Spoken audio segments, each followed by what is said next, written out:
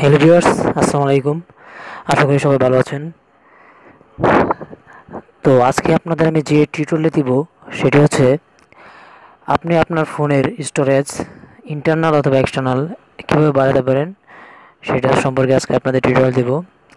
তো অনেকের internal storage খুবই কম।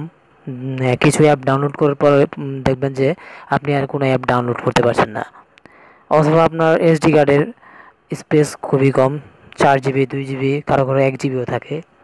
তো তাদের জন্য এই আজকের টিউটোরিয়ালটা।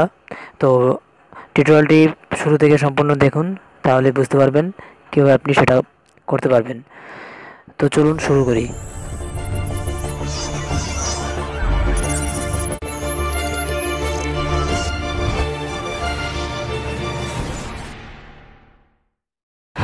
তো এটা করার জন্য আপনাকে প্রথমে যেটা করতে হবে, একটি প্লে স্টোর থেকে অ্যাপ ডাউনলোড করতে হবে। তো প্লে স্টোরে ঢুকবেন।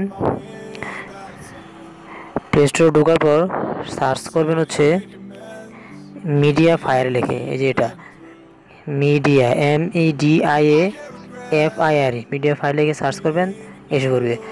তো আমার এটা ইনস্টল দেওয়া, তো আমি আর ইনস্টল দিলাম না। তো সরাসরি আমি এখান থেকে ঢুকে যাচ্ছি। তো ঢুকবেন, মিডিয়া ফায়ারে ঢুকবেন। ঢোকার পর আপনি যখন নতুন ইনস্টল দেবেন তখন একটা অ্যাকাউন্ট মানে ক্রিয়েট করতে হবে। আপনি ইমেল আইডি দিয়ে অ্যাকাউন্ট ক্রিয়েট করতে পারেন অথবা ফেসবুক দিয়ে আপনি কানেক্ট করতে পারেন। তো দেখুন এখানে কয়টা অপশন আছে, camera, document, music, photo, video. এখানে আপনি দেখেন ডকুমেন্ট যেগুলো আছে, আপনি যে কোনো ডকুমেন্ট আপনি এখানে সংগ্রহ করে রাখতে পারেন। তারপর হচ্ছে মিউজিক আপনি এখানে আপনার যে এসডি কার্ডের মিউজিকগুলো আছে সেগুলো এখানে সংরক্ষণ করতে পারেন। তারপর আপনি এসডি কার্ডের যত মিউজিক এখানে সংরক্ষণ করবেন সবগুলো রেখে ওই এসডি কার্ডের সব মিউজিক ডাউনলোড করে দেবেন, কিন্তু এখানেই থাকবে। তারপর দেখেন ফটো হচ্ছে আপনার, ধরেন আপনি ফটো তুলেছেন, তো ফটো আপনার এসডি কার্ডে আর মানে ধরতেছে না। ধরেন ক্যামেরায় ঢুকলেন, দেখাচ্ছে যে এসডি কার্ডের স্পেস নাই।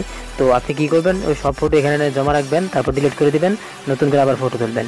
তো ওইখানে ডিলিট করছেন ঠিক আছে, কিন্তু এখানে ফটো যে থাকবে এটা ডিলিট হবে না, এখানে থাকবে। এখানে ব্যাকআপ অপশন আছে, আপনাদের দেখাচ্ছি পরে ব্যাকআপ অপশন।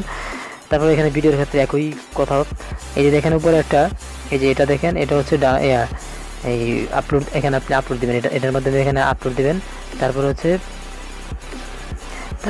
এটা দেখেন, এই যে প্লাস চিহ্নের মতো যেটা, সেটা হচ্ছে আপনি আপনার এখানে ফোল্ডার ক্রিয়েট করতে পারেন। ধরেন আমি ফোল্ডার ক্রিয়েট করলাম, ধরেন এইচডি ভিডিও লিখে একটা ফোল্ডার ক্রিয়েট করলাম।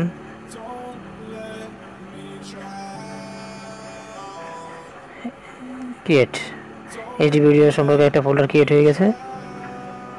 এই যে দেখেন এইচডি ভিডিও সেটা ফোল্ডার ক্রিয়েট হয়ে গেছে।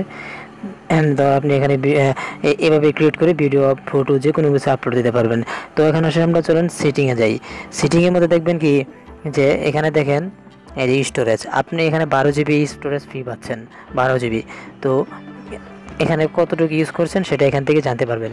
তারপর এখানে দেখেন ব্যাকআপ হচ্ছে, আপনি কি জানেন ব্যাকআপ হচ্ছে আপনি যদি ভুলবশত কোনো ফাইল, ছবি বা ভিডিও ডিলিট করার পর মানে ওগুলো আপলোড হয়ে গেছে এখানে, অথবা আগেই মানে ডিলিট করে দিয়েছেন, সেগুলো আপনি এখান থেকে অটো ব্যাকআপ করার মাধ্যমেও এটা করতে পারবেন। তারপরে দেখেন এই যে এখানে সেটিংয়ের, এই যে এখানে রিফ্রেশ করতে পারেন, তারপর আপলোড দিবেন, তারপর ওয়েব আপলোড, এখান থেকে ওয়েব আপলোডও করতে পারেন। মানে করেন যে কোনো ওয়েবে আপনি কোনো ছবি বা ভিডিও আপলোড করতে চান, সেটা এখানে ইউআরএল দিবেন, পেস্ট করে ইউআরএল দিবেন, তারপর আপলোড করে দিবেন। তো এইভাবে আপনি আপনার ফোনে খুব সহজেই 12 জিবি কিন্তু পেয়ে যাচ্ছেন, খুব সহজেই 12 জিবি স্টোরেজ পেয়ে যাচ্ছেন। আপনার এসডি কার্ডও কিনতে হলো না, আপনি এমনিতেই 12 জিবি স্পেস পেয়ে যাচ্ছেন। তো এই ছিল আজকে আমার টিউটোরিয়ালটা। তো আশা করি ভালো লাগলে সবাই একটা লাইক দিবেন।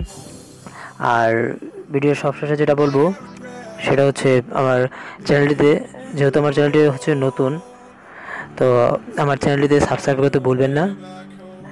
ধন্যবাদ সবাই, ভালো থাকুন, সুন্দর থাকুন, আল্লাহ হাফেজ।